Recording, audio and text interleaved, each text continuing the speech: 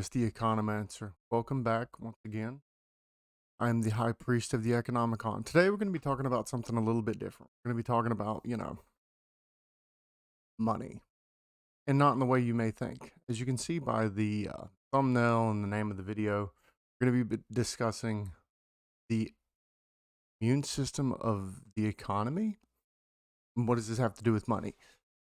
Also, a little bit of a channel update here real quick. I'm going to start making some fat soluble, fat chewable videos. These should be like 5 to 10 minutes maximum. They're going to be on diverging ideas all over the place. Really going to be about explaining different ways to think about topics and then, just brainstorming off of them. So again, today we're going to be talking about the immune system of the economy. So the economic immunity system, this analogy comes from Niklas Luhmann and his work on risk. First, what is the economy's immune system? Or what is an immune system at all? Well, when we analogize this, the immune system is a homeostasis function mechanism to most biological exogenous and endogenous shocks. So, for example, we all have cancer cells in us, but the immune system constantly attacks and destroys these radical cells. Another example, one of an exogenous shock, would be contracting a viral form of the cold. So, in the economic system, an endogenous shock could be lots of bad ideas are propagated, and we have poor operating companies starting up. Because money has no operational memory of the risk, and because the economy is a network of transactions, we could have a situation where the economy has to defend itself by having it where a person who has spent money on this venture, whatever, is not able to replace it because their venture proves to be this misplaced speculation. Thus, the economy has defended itself from quote unquote endogenous cancer. Now, when it comes to exogenous shocks, we kind of are dealing with something similar to that now. So, the economic system, we can see something like a supply shock caused by the political system, right? This supply shock would impact prices by increasing them. So now we have this idea of inflation. So think of this in current terms. That would be inflationary pressures by oil. So the economy defends itself by means of higher prices to generate a willingness to accept money. Now, this may seem really abstract and kind of nonsensical, but the best way to think about this is the economy is efficient at allocating and reallocating resources because it doesn't have to have a central or expert authority to tell it where it is best used. It is best used by the continual exchange of information. And by allocating and reallocating resources, the economy can stem the tide of most risk and danger. However, much like the body's immune system, the economy can overreact or intensify the problem that it is reacting against. For example, in the misplaced speculation market, we have the economic system sets up withdrawal of participants because whoever has no money cannot acquire any, no longer participates. But if the problem becomes widespread, then we have a general lowering of prices, and this deflationary pressure can spiral out of hand. We can see this both in the Great Recession and the Great Depression if you take the work of Milton Friedman and Scott Sumner seriously.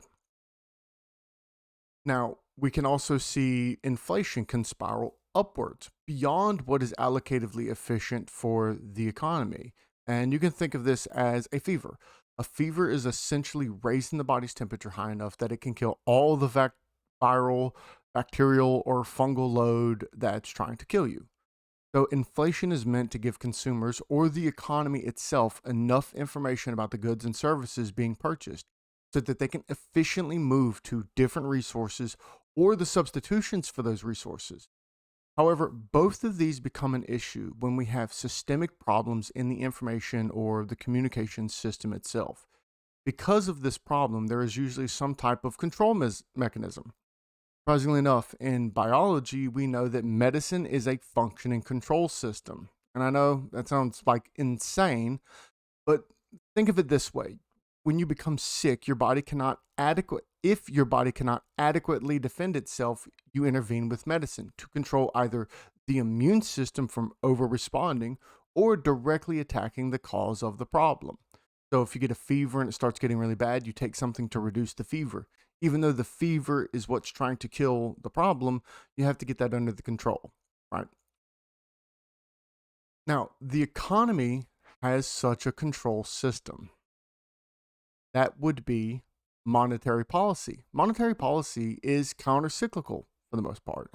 We can call this leaning against the wind. Think of it this way.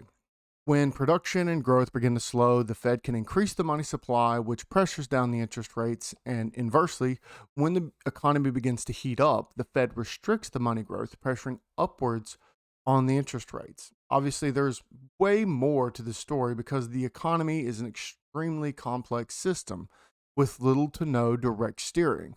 But the analogy here is that monetary policy can hinder the tide of the problem of inflation and deflation, which are ways that the economy itself uh, defends against these exogenous and endogenous shocks. So if we go back to inflation as a fever, under inflation, whoever has to rely on this accepted money will tend to contribute to the rise in prices. Thus, if we clamp down on the money supply and the rates, this will limit the systemic risk posed by one party to the next. Thus, monetary policy, in a sense, is medicine to the economy. And I think that's unbelievably important when we start talking about stuff like, oh, the Federal Reserve is bad and stuff like that, or the Austrian business cycle, so on and so forth. There is plenty of reason to agree with parts of the Austrian business cycle, right? We don't have control mechanisms that are useful all the time. And then sometimes control mechanisms may get in the way of the proper allocation of resources. But under exigent circumstances, it makes sense to have a control system or this head system that can actually try to correct some of the problems as an outside observer. And that is the key here. When you're internal something and you're observing, right? You're looking inside it, you are a part of whatever problem is going on, right? So I contribute to inflation by continuously giving out money. I contribute to deflation by not being willing to spend the money, by hoarding it, stuff like that. So you need an outside observer who's not inundated within the system to make choices about what should be happening. Now, again, in some cases, this goes awry because all different types of pressures, political pressure, their own incentive structures, so on and so forth.